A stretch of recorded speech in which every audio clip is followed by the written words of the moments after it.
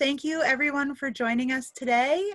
This is just a quick reminder that if all of our guests could please keep their videos off and please ask your questions in the group chat and I will read them out for us. That would be excellent and it'll just help keep Anna and Yoel, please take it away.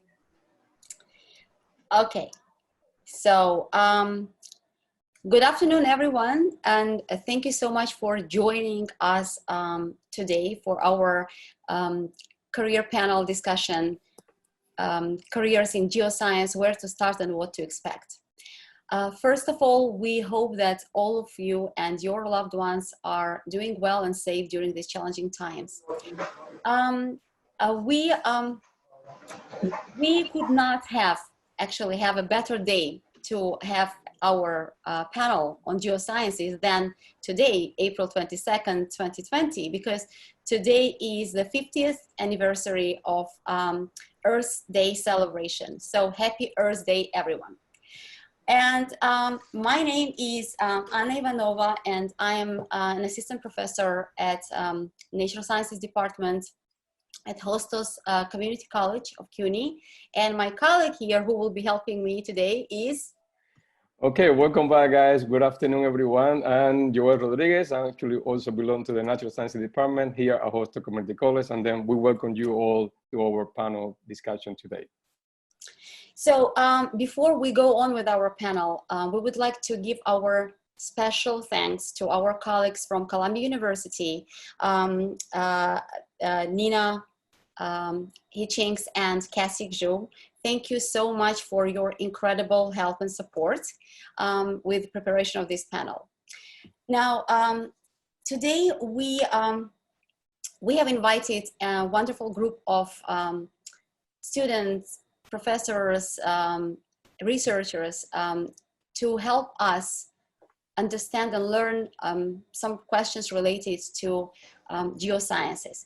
And we hope that our students, our audience, and especially our students, will learn where to start and what to expect with in the field that is called geoscience. So thank you so much to our panelists today, and I would like to ask you to please introduce yourselves. And let's start with Chiza. All right. I'm Chiza, and I'm a research assistant at the Lamont-Doherty Earth Observatory, which is part of Columbia University. I'm also a scholar in the Bridge to PhD program, which is a program that helps students that want to get more research experience and are interested in pursuing a PhD. So you get 2 years of research at Columbia in different fields. So it covers a lot of STEM and economics. And in my background, I graduated in 2018 with the bachelor's in geoscience. So I wanted to go to grad school, but I felt like I needed more research experience before I could move forward and decide what I wanted to study in grad school. As far as expertise, I think this was one of the things that we're supposed to answer. I can't really say I have any particular expertise since I'm still a student. But my current research, I'm interested in Southern African climate, and I work in the same group as Allison, Franzese.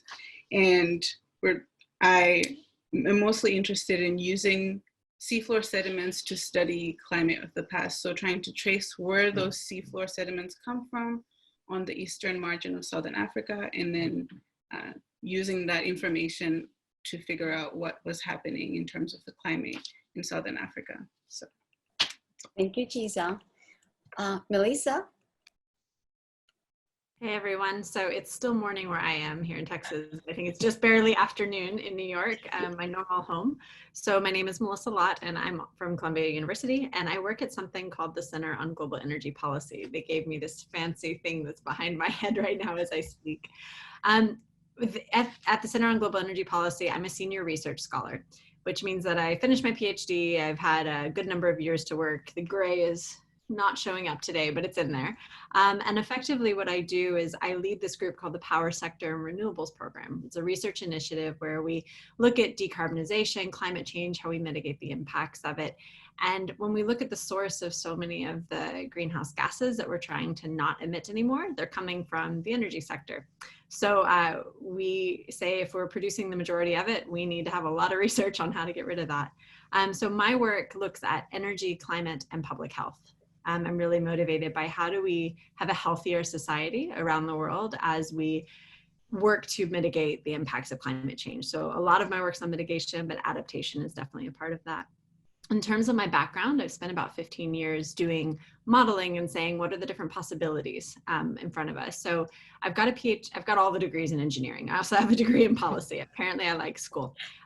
I was not one of those people who went straight through all my degrees. So I worked in between every stage. So got my bachelor's. I worked through my degrees too to pay for them, but I worked between them and to say, okay, let me get some experience and make sure that my next degree is really leading me where I want to go. So I have degrees in engineering, but I work with policymakers around the world saying, what can we be doing at a really high level to make sure that we're setting things up so that we succeed when it comes to acting on climate. My experience before coming to Columbia, I was living in Japan, so lived in Asia, and then before that, Western Europe, mostly France and the UK.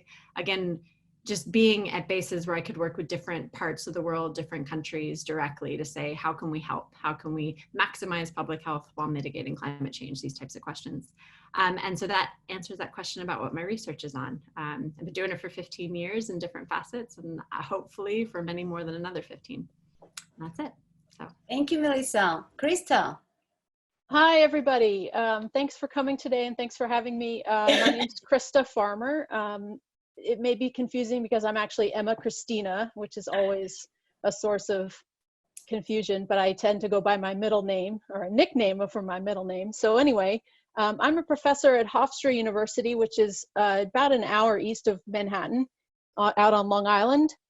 And I'm in the Geology, Environment, and Sustainability Department. I've been there since, oh my gosh, 2004, so it's been a while. My background, I'm also a graduate of Lamont-Doherty at Columbia, so good to see other folks from that institution. And my dissertation was in paleoceanography. Right now, it's been a while, and I'm not sure I really, again, I sympathize with the feeling like you can't lay claim to expertise in anything. I feel like I'm a bit of a jack of all trades. I teach a large array of undergraduate courses in a very undergraduate focused university. But that said, I do have a couple recent publications. One book on the science of Superstorm Sandy that I co-edited with my chair, Brett Bennington, and had contributions from a whole bunch of wonderful scientists. That was based on a session at the Geological Society of America that probably wouldn't have happened except one of our students said, hey, let's propose a session, and that was amazing.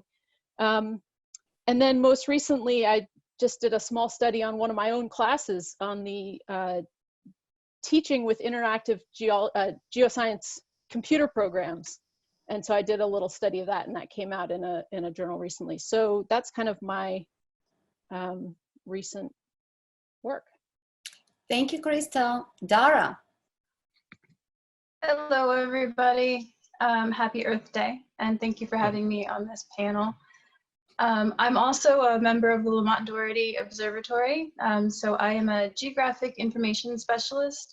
I work at CEASIN, which is the Center for International Earth Science Information Network. It's a part of the Earth Institute associated with Lamont-Doherty. So hi, all my fellow colleagues.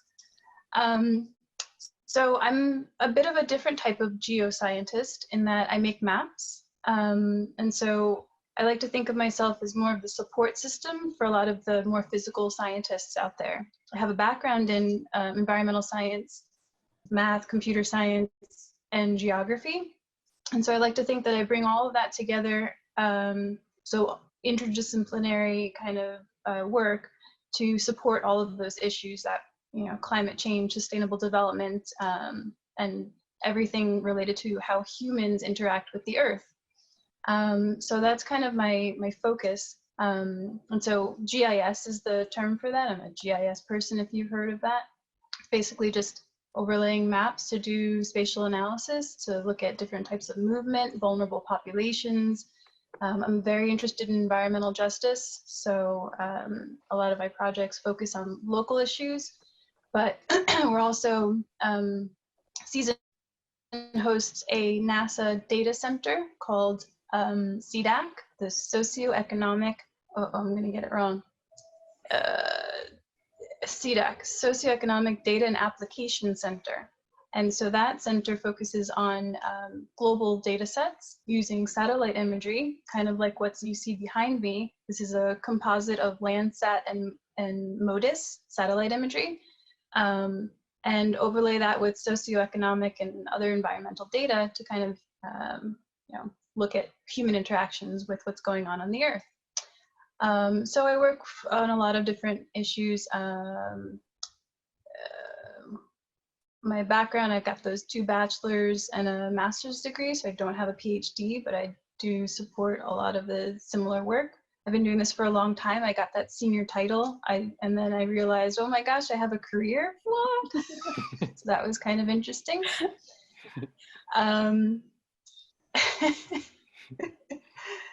So yeah, if you have any questions, I'm happy to discuss with you all. Yeah. Thank you, Dara. And now our very own Allison. Hi, everyone. I'm Allison. I'm an assistant professor at Hostos Community College and an adjunct associate research scientist at Lamont-Doherty Earth Observatory of Columbia in the geochemistry division. My background, I Bachelor of Science at Stony Brook University, so another public school in the, I was a double major in chemistry and minor in marine science. Then I went on to Columbia and got my PhD in environment there, focus in paleoceanography and geochemistry, isotope in particular. And I started working on that, kind of still working on. It's kind of branched out from my PhD work at sediments deposited in the ocean and looking at their geochemistry, understand where they came from on the continents and how that relates to climate, ocean circulation and atmospheric circulation in particular. One of my main research areas is around Southern Africa, looking at Golis Current, trying to look for a good image to put as my background, but I got distracted and didn't get a chance to get it up there. So, but I went on a cruise in 2016, 4 years ago now, and so most research is on the sediments that we pulled up from that expedition around Southern Africa. Well, thank you so much, Allison, and thank you all of you for joining us and sharing about your work and about your expertise and your studies. So I would like to ask our audience to please, you are free to start writing typing your questions in the chats here. So we can see the question and you can ask your question to any of the panelists that we have here, or to all of them, or to a particular one. And now, Yoel. All right. Well, actually, as Anna said, we welcome everyone to ask questions at this moment. But to start and to warm up a little bit our panel discussion, maybe the audience is asking now a very basic question: what is geoscience? What is geoscience? Well, I'm still unmuted, so I guess I'll start. Geo means having to relate to the Earth, right? So geoscience is mostly Earth science, but there's within Earth sciences, including even planetary science, which sometimes falls into it, studying other planets. So studying the Earth, everything about the Earth, how it works from the center of the Earth up, to the atmospheres is all incorporated in Earth. It often focuses more, I think, on Earth, or at least the surface of the Earth, maybe the oceans and atmosphere. It's all connected and it's all related and all within the realm of the Earth sciences. That's my opinion. Yes, so I'll say Somebody else? Melissa, please. I can say a non-geoscientist who works with a lot of geoscientists, and we look at these earth processes. So we say, what is the earth composed of? So you can be looking at the sea sediment. I think, was that you, Chisa, who said that you look at sea sediment? Or you can be looking at the air, which is what I do. And it says, okay, when we're adding things to it, and if we added or subtracted things from it in the future, what would that do to the overall system? And what are the knock-on effects of it? So whether you put it in the air or the water or the land, like what will that do to people, to different species, et cetera, over time? I obviously focus a lot on climate impacts of that and then the resulting health impacts, but there are many things that you can look at. That's what I would say a geoscientist is. Thank you. Somebody actually want to, provide their own definition of geoscience, one of our panelists? All right, we are okay. Then we actually can move on to another question. In case actually the audience have any question, please. If not, we can go to our second question, and it's going to be actually asking by Anna, please. Okay, so we have a question, I think. We have a question from Patricia. Okay, so Patricia, if you want to unmute yourself, you can unmute yourself and ask your question directly. If not, I can read it for you. Okay, hi, how are you? Thank you for inviting me. I work at Hostos Community College in the admissions office, and I advise incoming students a lot about different career options. Many students are interested in the area of science, but they really don't know exactly what they're interested in. So I'd like to know what is very interesting about this area, and how can I advise them about the different career goals that are available to them in the area of geoscience. Thank you, Patricia. That's a wonderful, actually, question, and it's very needed question. So please, our panelists who can answer that. I'd love to jump in on that. As an undergraduate institution, we're based on Long Island. Hofstra University is in the middle of Nassau County, and we have a pretty amazing, I'd say, network of alumni who, a lot of whom work in the consulting industry. So there's a pretty robust industry of people working to clean up and protect the groundwater on Long Island. So that's a big avenue that a lot of students take. You can get a pretty good entry-level job just straight out of a bachelor's program in that area. We also have a lot of people that go into teaching. Obviously, that's a big source of earth science professions. What else? I'm trying to think. Somebody else jump in. I would say if you're interested in the energy industry, period, and I don't care if you're into oil and gas extraction or you're into solar and wind development, if you're into any of it, geoscience is a great degree to have. I mean, it's I throw a rock, I hit 5 lawyers and 6 geoscientists in my field. So, and the rest of us are engineers and economists. So it's one of those things where I feel like the field, from my observations only, not as an admissions or career counselor, but just as a practitioner, it's a field that really opens up a lot of different options, whether you want to go more technical or you want to go towards the policy side of things. They hire a lot of geoscientists as well. So it's a place that you give yourself a lot of flexibility. You're not put into a kind of a very, very niche area. Now, obviously, if you get a PhD, we PhDs have put ourselves in a little niche area. But yeah, as you say, with a bachelor's degree, you can make a good salary right out the bat anywhere across the energy industry. It's good money. What about research? Is there a lot of opportunities in the area of research? So, sorry, I feel like I'm talking a lot. I'll stop later, but I would say in research and energy, again, that's who I work with. And it's a bunch of geoscientists. So whether we're talking about earth processes and the impacts that we have on the earth, and here in the United States, we have things like the National Environmental Protection Act. And so if you're doing a NEPA process, you're going to hire geoscientists. They're going to study these things. They're going to say, what don't we know? What do we know? Work with the attorneys. And then in research, we're constantly trying to figure out better processes for evaluating the potential impacts of what we're doing, what's already going on, what's happened in the past, how does it affect the future? So there's tons of opportunities. Thank you. Yeah, I would totally agree with what Melissa said. She said it from a very elegant perspective, but I'll just break it down for, I guess, from my perspective, it's really everything relates to the earth. So being able to understand how these processes work from the basics is really important for all of us. And then from there, you can go into any avenue of study that you want, if you want to be on the policy side or if you want to get an engineering degree or whatever, understanding how the basic natural world works is really critical, I think, for all of us in this time that we live. Thank you, Dara. Thank you, Melissa. Anyone else wants to add about the research opportunities or other job opportunities with, let's say, with a bachelor's degree or with higher? Anybody else has to say something? I can talk about research. That's, other than teaching, that's my main field, is working in research, right? And there's, there's a lot of opportunity for research in the academic kind of sector, I guess. But also, there's government research, which depends on probably who's in charge. But even at like the state level, there's the U.S., different state organizations that are always looking for scientists to do research on the environment. And if you're interested in any aspect of the earth, you can find some group somewhere doing research on that you could join.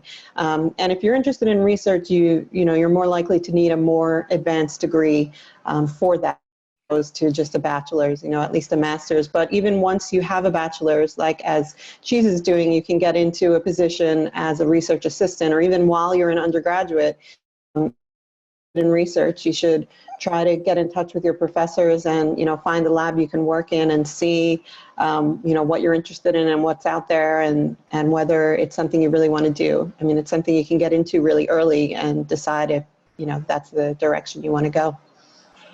Thank you, Allison, because there is a question here which probably is aligned with what you all talk about right now. It's for undergraduate students in an associate degree, what research opportunities currently exist? So this is probably all what you have been discussing already. And I hope that this question was somehow answered already.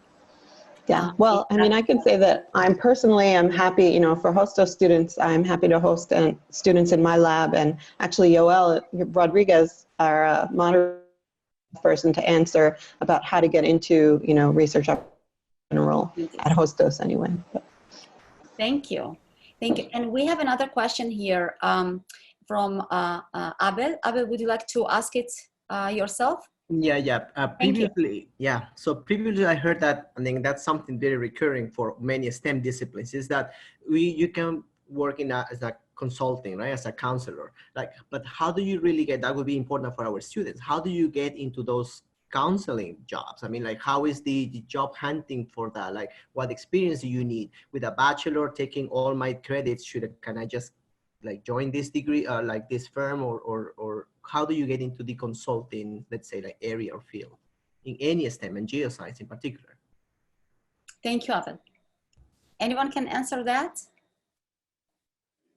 I would suggest networking. So a lot of, it's quite difficult to get into consulting these days, especially when the startups world has kind of expanded and they're very specific, just like when you're getting your PhD, all these companies are also very specific. So in terms of STEM, I would look into expanding the skill set, right? So STEM is the hard science and the soft science, as well as a bit of programming and coding. So don't forget about, so unfortunately, I don't get to go to the field very often, so I'm very good in front of a computer. But I'm pretty sure that once you're done doing the physical science in the field, you come back to a computer. So having a somebody had mentioned they're a jack of all trades. I think a lot of geoscientists are a jack of all trades. So having a diverse skill set is very valuable. And in terms of networking, I'm part of a group that's specific to GIS folks. So in New York City, and there are lots of groups that are membership groups. I can't think of any geo-specific ones right now, but there's American Geophysical, what is it?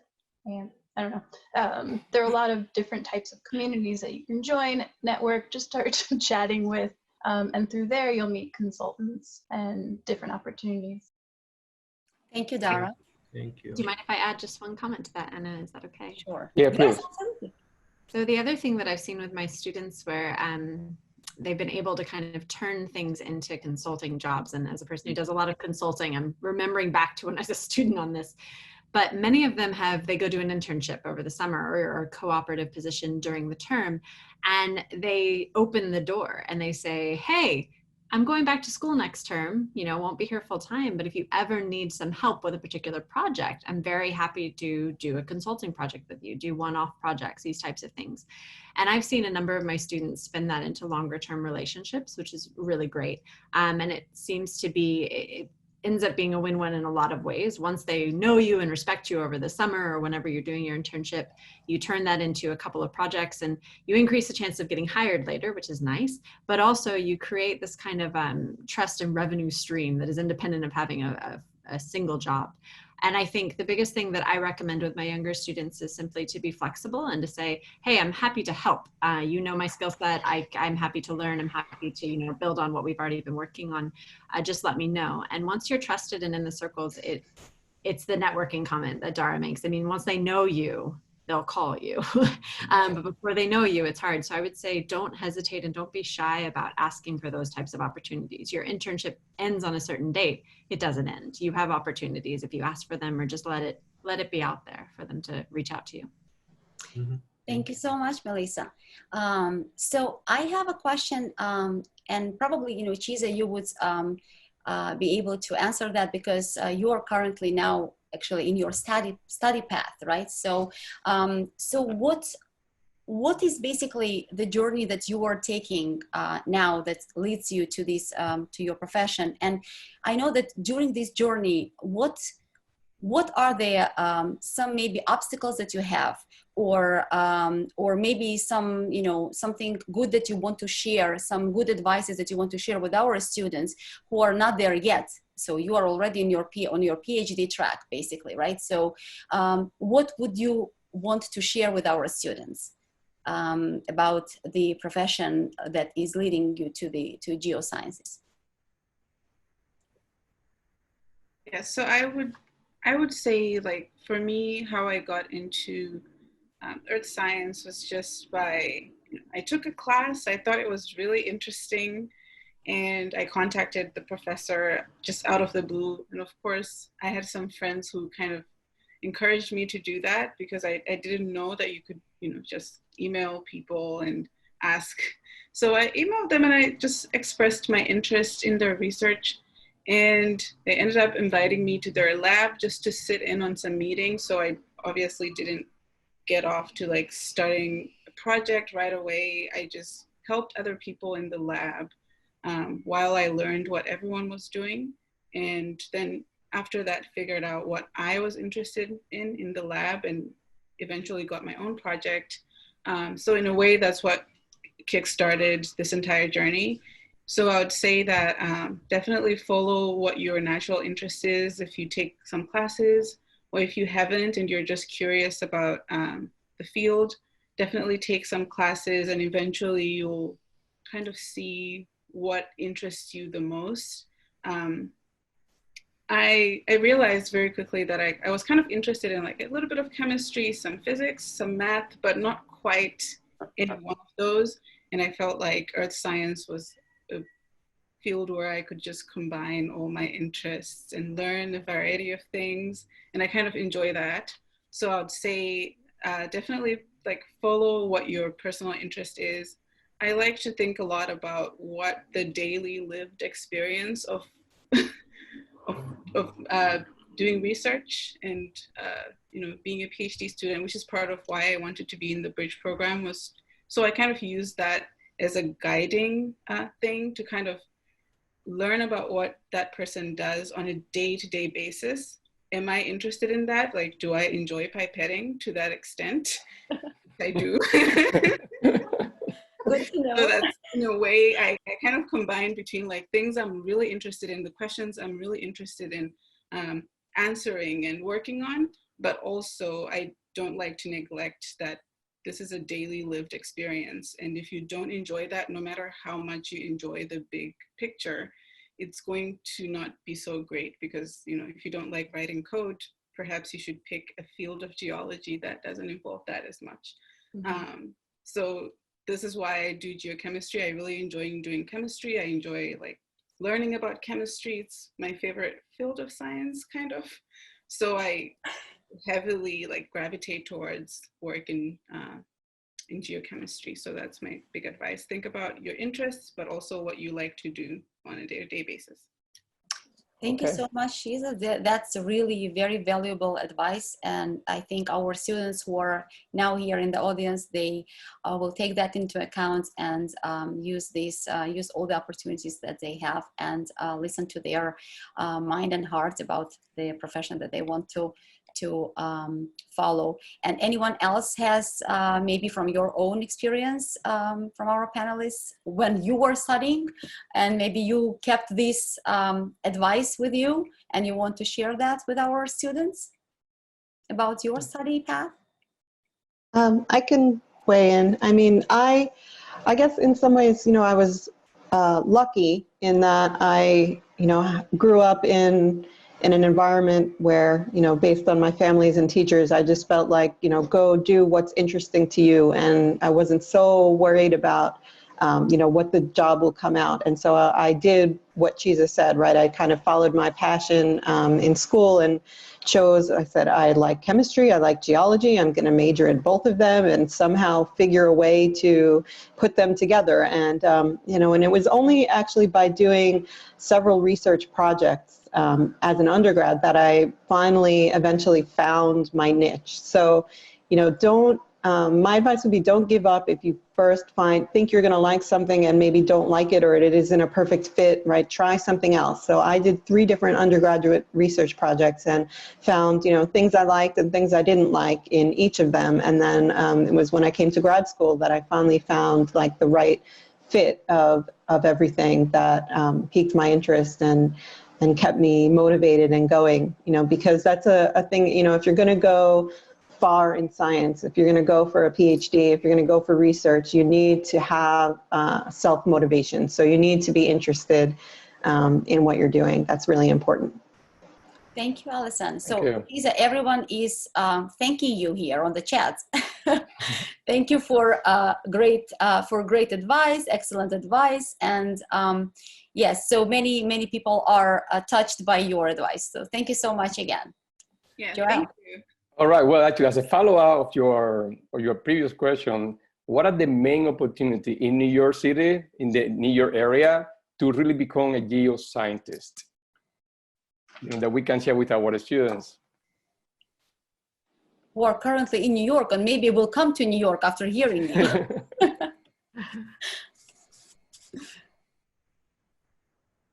Anyone? Any of our panelists that can share? Yeah, we don't put pressure on Chisa right now.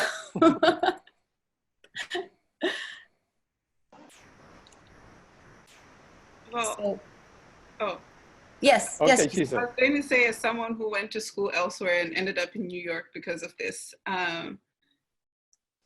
I came because of the research opportunity that was being offered by Columbia, and that's how I ended up at Lamont. So there's programs like that, and I'm sure everyone else who's has more experience might know of other opportunities, but that's just one that worked out for me. So the Bridge to the PhD program and other research opportunities that are offered in the various schools that are in the New York area, I think.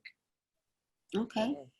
And I would say in terms of working with the state and city governments, they actually hire a good number of geoscientists for a wide variety of different applications. Most of the geoscientists in the state government that I work with, they're doing things around compliance, mostly with like water quality and other things, but there's a lot of government opportunities across the board. And I'll say working in the federal government and in other state governments before moving to New York.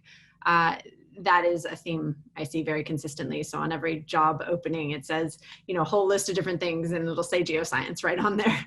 Because they realize, my impression of people who do formally a geoscience degree, mine were all in engineering, but it's another field where you're learning to problem solve and to make observations and to critically think about those things. And people in the government, you need people to do that. That qualifies you for a lot of jobs. Well, thank you, Melissa. We have a question from Victoria. Victoria, would you like to ask your question, or should we read it? Okay, so I'm gonna read it. So Victoria said that she's an undergraduate, but she works full-time as well, and she lives 2 hours away from the university campus. And her question is, how would you recommend finding research projects and being involved? Her goal is a PhD track, and she wants to be the best candidate she can be when she gets to start applying. So please, who can help with this question?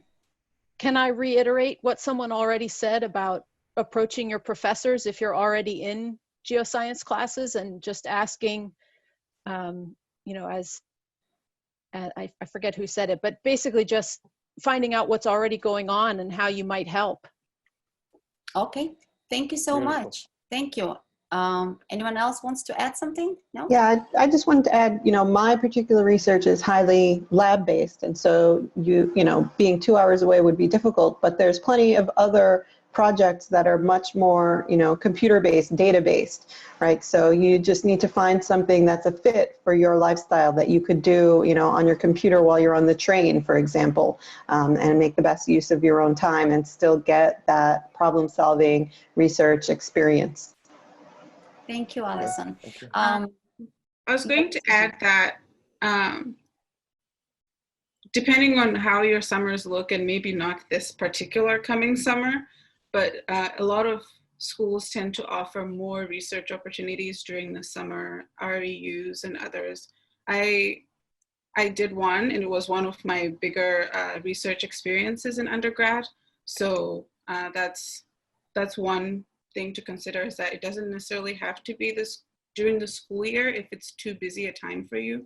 But if you have more flexibility in the summer and aren't taking classes, then that's one way that you can do that. It's still a very significant research experience. And as someone who is just coming out of applying to grad school, it does count, I hope. Thank Okay. you, Thank you. Chisa. Thank you. Joel, you wanted to say something? No, I only wanted actually to ask Professor Fernandez because he wanted to mention something about the environmental engineering program that we have currently at Hofstra Community College in U1 degree program with the Graduate School of Engineering. Please, Professor. Unmute yourself. Unmute yourself, Professor. We cannot hear you. We cannot hear you. Please unmute yourself. You can unmute him. Okay. No, the thing is this. In our dual degree program with the City College, we have the option of the students to register for the environmental engineering. But when we were through the SILES planning the environmental engineering at Hostos, we were in contact also with the responsible of the Earth System Sciences at City College. So when the student, if finishing the environmental science engineering at Hostos as an associate degree, goes to City, can select going to Earth System Sciences or environmental engineering. Has 2 options. And for this reason is that we are teaching the EAS 106 and the environmental engineering 106, because they have this option. If they want to go into geosciences or something like that, they can do it once they are in the environmental, the Earth System Science and Environmental Engineering. AESE is the name of the undergraduate degree that they can obtain at City College, and they can go in there.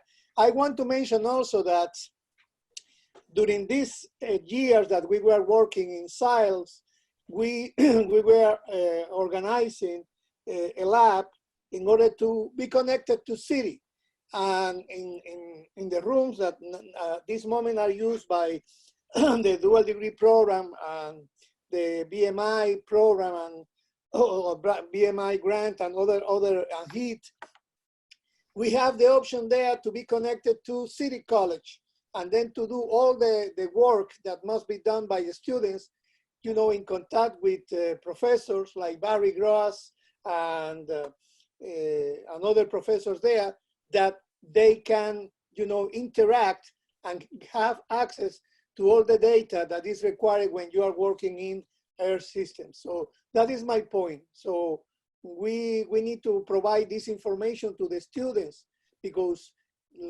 I see that the students, they go to electrical engineering, they go to mechanical engineering, they go to civil engineering, but they forget that that environmental engineering is an option, and this option can go into the direction of Earth system sciences, and that is part of the what we are talking here today. We are talking about research, yes, but at the same time, once you are going to be going to City College, you are going to be in contact with advisors in City College and with advisors like Allison in Hostos Community College, that they can provide them the advisement that they require to get the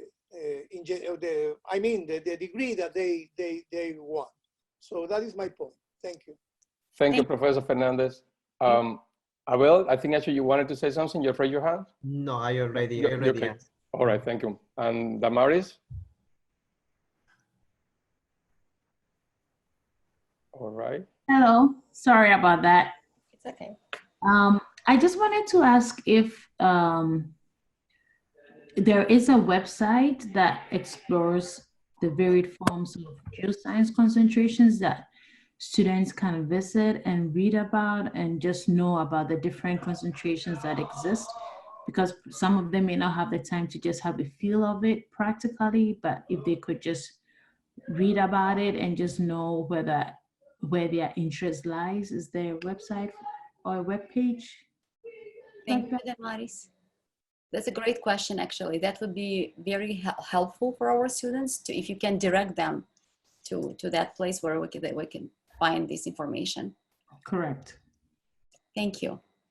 I can suggest that a good place to start might be the United States Geological Survey. They have the usgs.gov website, and that covers, you know, a whole range of things from water quality to earthquakes to, you know, you name it in terms of earth science. That seems to me to be a good place to start. Could you repeat that, please, the website?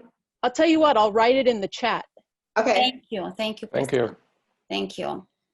And there is a question about the field. If the person is in a civil engineering, so probably, you know, probably the question is about, like, if the person is a field of engineering, civil engineering, where is, how can this person probably be connected somehow to geosciences? And also the question is, how can I get the American Society of Civil Engineering membership?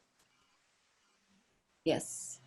So if there is someone who can answer this question. For the ASCE membership, they should have an online form that you can sign up for. Look for the student discounts. They are huge. Use them while you can. Because that's a good thing. You don't care if you're a professor and academic, they still make you pay a lot more for good reason, I understand. But use the student discount. So for ASC, you can do that. I would also flag that if you want to get more involved in a lot of the conferences that these organizations put on so that you can meet people and network and learn more about the field, they often, not only will they offer a reduced conference registration fee for students, but they will sometimes waive it completely if you are willing to hold a mic for 2 sessions or help them with organization, handing out badges in the morning, these types of things. So I would ask about that, and you can ask the conference organizers. I know for AAAS, the American Association for the Advancement of Science, they will waive hundreds of student registration fees every year, and you just have to commit to going and walking around a room with a mic during Q&A for a session. And hopefully you wanted to go to that session anyway. I know I did when I was a student. And I see the students doing it every year, and I'm like, yes, that's a great opportunity. In terms of whether you get a degree in engineering or geosciences or related, one of the things, back to Chiza's point and others' points that have been made here, is understanding what it is that you want to get out of it and what interests you. And once you have that degree, I'll tell you, people know I'm an engineer because they like to tease me about it. I work with a lot of lawyers, but it's one of those things where they know what I do. so they know what I apply that to do. So I would say your education and your degree is just a launch point. So you're continuously developing that. So if you get a degree in engineering or you get a degree in geoscience, that's just one factor of like who you are and what you can do in the future. So it's about pursuing opportunities that'll help you to continue to develop. School never ends in the good ways, in the good ways. No more final exam weeks, but you know, it's constantly developing. Does that help and answer the question, I hope? Definitely. Thank you. Thank you. Yes, thank you. They definitely helped. So Julie, you have a question. Okay, hopefully I'm muted. It's, yeah. Okay, it's more adding some information to some of the points that, or questions that came up previously. With Hostos students, with the question from the student about the civil engineering, when we finished with the soils degree, it ended up being that the environmental engineering ended up being an option under civil engineering.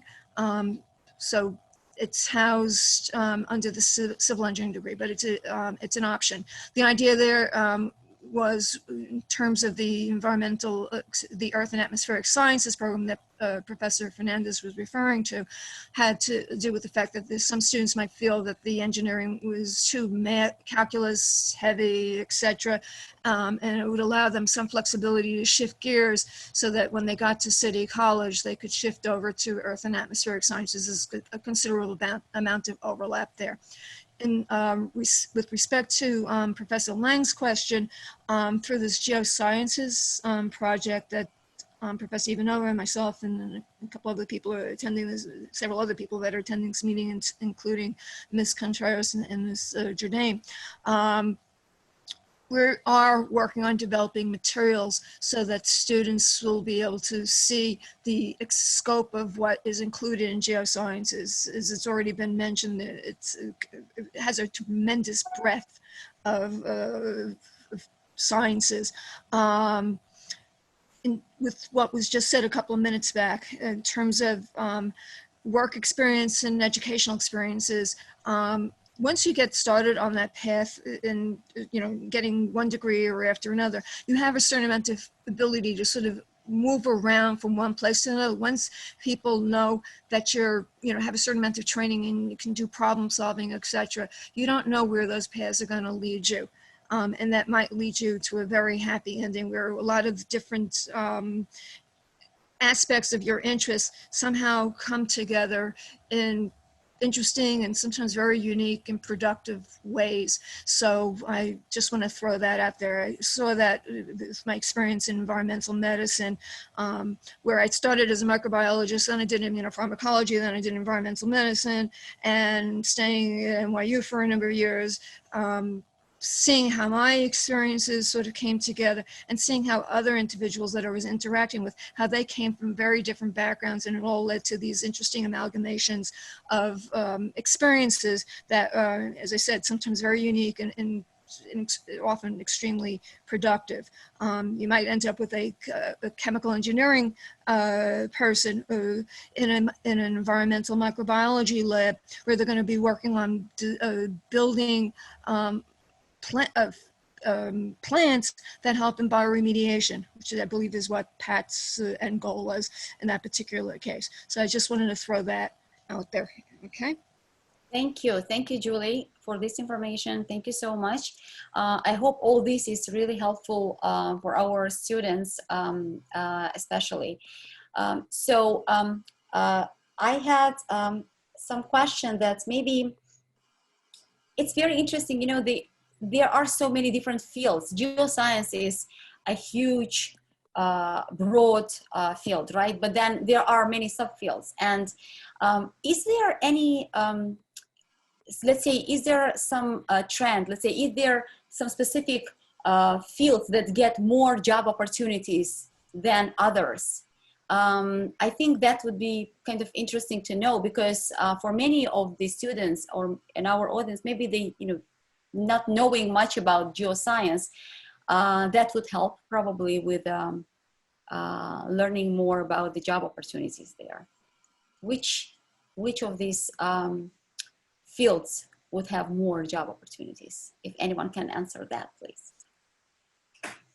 I would say, I mean, I'll just say that one of the skill sets that people seek a lot is what Dara was talking about with the GIS capabilities. And it's just unbelievable how many positions and how many internships and jobs relate to using the different layers in a computer system to represent different information, no matter what kind of information it is. It's a very transferable skill, and it seems to be in high demand. Thank you. Thank Absolutely. you so much. Yes, Dara? So it's funny, so Christa and I both have maps behind us, right? So big data is huge. These images are going to be changing very frequently. It looks like, you know, there's activity going on in the ocean, but if a storm comes in, that picture is going to be changing. So people need to know how to interpret all of that information. So data science is huge. How do you then communicate this information to different research communities, different public entities? So communication, understanding data science, those are huge right now. You know, this pandemic that we're currently in, there's a lot of misinformation being thrown around because the appropriate people aren't at the forefront to properly communicate it to us. So in geosciences, it's really important to understand what these pictures mean. And it's all related to what you do as an undergrad, right? That hard science, understanding what does it all mean? How does the earth processes work? You can either then specialize in one aspect of that, or just learning how to interpret this big data, because these monitoring systems are up, right? So USGS, NASA, these are all the big entities that are monitoring the earth at all different levels, right? So from the center of the earth to the surface to the oceans, we have a lot of information, but how do we then make sense of that? So there's going to be a lot of future opportunities in that. So if you can get to the forefront of it, I think you'll be in good shape. So thank you so much, Dara. Anyone else want to add something to that? Yeah. Yes.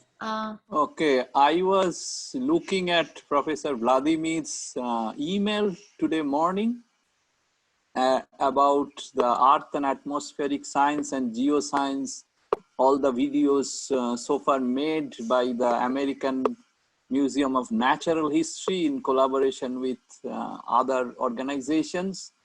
And there is a huge stock, so if the students can go through this video, they can find their choice or options in future, which line they pursue their career. So I think that's a good information. So if you convey it to the students that they can look through that link, and or you can distribute it to the students in every class. So those who are in the civil, electrical engineering or other related engineering, if they want to pursue their career in environment or geoscience, they can choose their field. Thank you, Professor Roy. That's a very good suggestion. Thank you. That would be great. If you can maybe share that link on the chat, you can share that, and okay. now everybody will see that. Damaris, you have a question. Yes, I had an additional question. Yes. So I'm just wondering, to the panelist, I'm just wondering, in the eye of this new normal that it seems is going to happen based on the pandemic, what can you share with students? I've had a couple of conversations with students, and they are now trying to think about how their career choices is going to mean moving forward with all of this whole pandemic going on. And there's just a recent finding, actually my husband read it and shared it with me, so I haven't yet looked at it myself, but experts in Harvard are thinking it may take 4 semesters. I mean, I've been telling him 3 semesters, but he confirmed what I've been saying and told me, oh, you know, I just read that we had these experts saying it's 4 semesters before things can maybe come back to a little bit like a normal. And so I'm just wondering, what can you share with our students listening right now that would let them know that pursuing this career choice is something that is not going to be obsolete. The new normal can still, it's still a place where this similar new normal can allow them to thrive in that area as their career choice. Thank you, Damaris. Yes, Melissa. I mean, I can say, well, first off, this is a tough situation for all of us. What is going on right now is just difficult, and I don't want to downplay that at all. Yeah, the students that I have that are about to graduate or that are thinking, you know, do I come back next semester? These are very real, very tough questions. But what I will say is that if you look at geoscience and you look at engineering and you look at who is hiring now, many of the companies I work with, some of them, their specific niche of like energy has been decimated by this. The oil price, you know, they're not hiring petroleum engineers right now, like they're cutting people. That's true. But what I will say is many other companies are still hiring, even in the midst of all this. And back to the point that has been made about how much, I think Dara, you said it, about how much we can do from home. I'll say that I'm able to work 100% from home. It is difficult because I have no childcare and my husband works full time too from home, but that is a very privileged position to be in. And so these types of jobs, these types of, whether it's data science at home or whether it's data collection in the field, a lot of it can go forward. And so for a variety of reasons, going back to the number of geoscientists that you need just to do legal compliance with many of the laws we have in the United States on the state and federal level, the things I was mentioning about government jobs, those things don't go away. The laws don't disappear because of a pandemic. They're still there. We still have to comply. We still have to measure, and we're measuring for very good reasons. So those jobs are still there. And on the data science, I do my work from the same laptop I'm talking to you on. So that is called flexibility and job security right there. That's my perspective. Please tell me anybody else thinks I'm completely wrong, and please come in with your perspective. Thank you, Melissa. Thank you. Anyone want to add to that or have a different opinion on Melissa, you're totally right. I just wanted to add in terms of the semester and not knowing if you can go back to class, don't stop learning. There's still huge opportunity to learn on your own, to take different types of classes. Don't stop learning. Follow your passion. Maybe now is a good opportunity for you to deepen your learning in something that you were interested in that wasn't related to what your professors were going to cover. So just keep learning. And that's something that I would find valuable in hiring somebody, that you didn't take a complete break, that you maybe took it on as a different type of opportunity. So don't give up. And this one question, this reminds me of the earlier question about research. Any of us in the office who might have thought we needed someone to be physically there, well, that's not an option anymore. So we are looking for people who can do all the work remote. I'm never going to see you except on Zoom until the university opens up. So this might be the perfect time with your 2-hour commute to actually start asking around. I know many of us at our university who have been hiring students brand new right now because we need help with things we didn't expect to be happening that now are. So.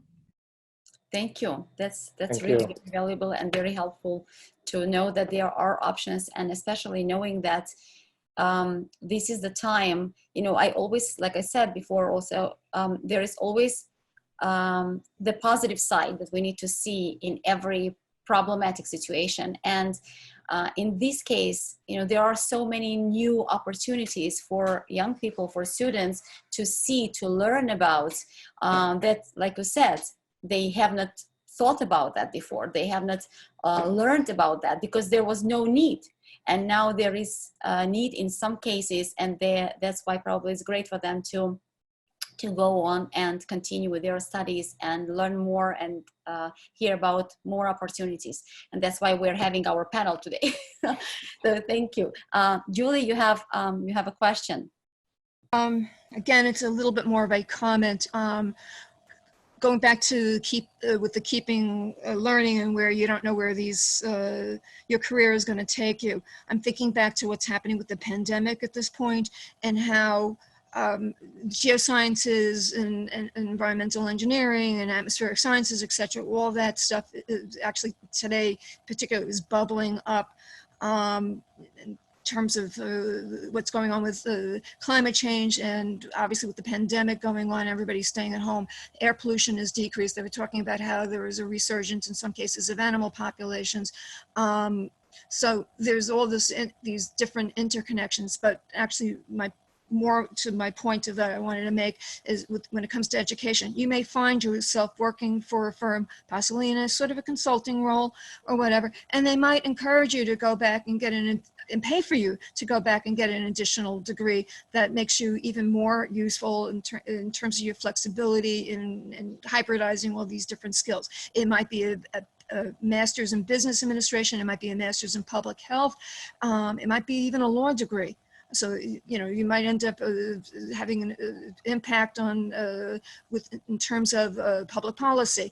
I'm also thinking back to something that I saw today when I was listening to Governor Cuomo for a few minutes before this, and they were talking about with the medical tracing, how they were actually going to reach out to CUNY and SUNY students in the medical fields to give them training so that they can function as contact tracers. So you don't know where things are going to lead you or what circumstances are going to lead you to.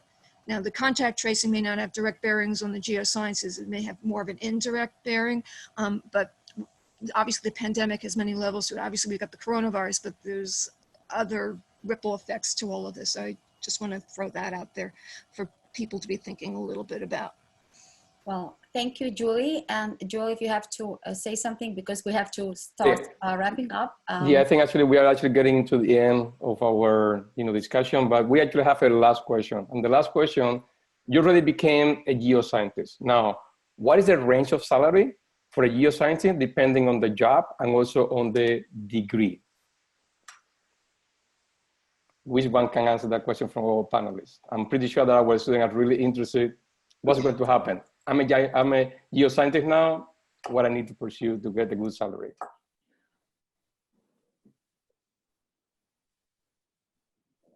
I think that there are salary surveys online, or they're not, through the American Geosciences. I'm blanking on it too now. Somebody else might have done it earlier. I'm completely blanking. We have salary things. One thing I would say is that I have noticed that the pay varies widely depending on where you live.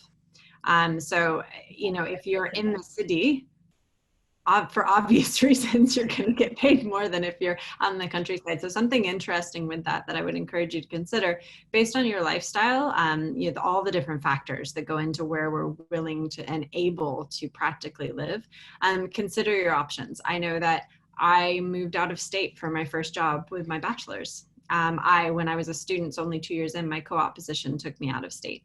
And it can feel like a bit of a mind jump at first, but I was able to do that given my particular circumstances, and the money ended up balancing out and actually being in my favor to consider that, at least for a little bit. So it's such a huge range, I wouldn't know where to start. But yes, so someone's sending the link, exactly, so you can look at it on there. Thank you. Yeah. Thank you. Thank you so much. Anyone wants to add to that? No? Oh, sorry. I think what Melissa was talking about is the American Geosciences Institute or something like that. They have data. I can't find it right now, but I will be happy to share it with you, to share with other people. Thank you so much, Chiza. Thank you. Thank you so very much to all of our panelists. I think it was really wonderful to hear your suggestions, your advices, your sharing the information about the career path or the job opportunities or your perspective. I think it is very appreciated and very important for our students to hear all that. So thank you so much again for joining us today and helping us with that. And I would like also to thank our amazing audience who was very active, and we had many questions from audience, and thank you so much all again. I hope that you all will stay well and safe during this time, and I think today is a good day to think about how beautiful the earth is. Today is the Earth Day, so that we are all, we all are sharing today this information with each other, and I think this is a beautiful thing. So with that, I would like to ask Joel also to say a few words. Well, I also wanted to thank all the panelists. They were actually wonderful, and also for saying all the audience for, you know, to be really active, participating in the discussion. And I wish actually, you know, be safe, guys, be well, and remain strong during this actually challenging time. Thank you so much, and I see you soon. Thank you so much, all of you. Thank you.